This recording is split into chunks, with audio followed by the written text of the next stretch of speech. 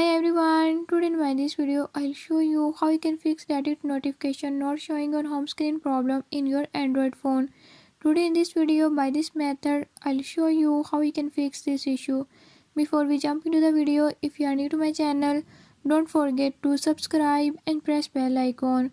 Watch complete video and learn how you can fix it. Let's watch.